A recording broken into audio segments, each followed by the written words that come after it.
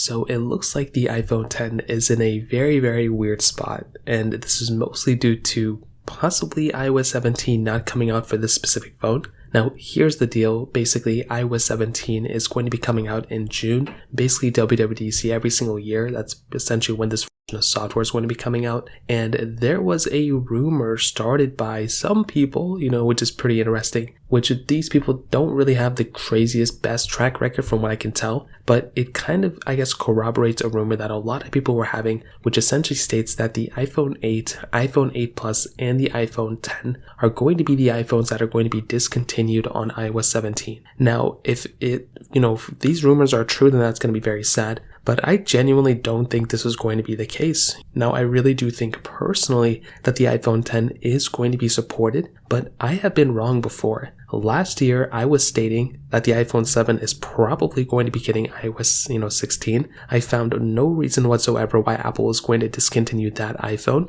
because there were so many products, including iPads, iPod Touches, and those iPhones that basically had, the Apple A10 Fusion chip at that time. But I was proven wrong. Now, in this case, it's the exact opposite. Rumors are going out that the iPhone 10 is going to be discontinued. Before, it was the iPhone 7 was going to be continuing on. So I'm not too sure what Apple's going to be doing here, but if I had to guess, I'm probably going to say the iPhone 10 is going to be supported. But there are some reasons as to why something like the iPhone, 10 could end up, getting discontinued. And some people go on to state that, for some, A5 to A11 chip devices, there was a boot ROM security vulnerability that Apple can't patch. I think this goes on to that jailbreak that was very popular that a lot of people used. And it looks like Apple may just want to continue on, just drop those phones so then they can just go ahead and focus in on the phones that didn't have those issues, because that was a very big vulnerability that Apple can't really patch since it's a hardware patch. So I could see why Apple might be rushing through and trying to drop support of those phones,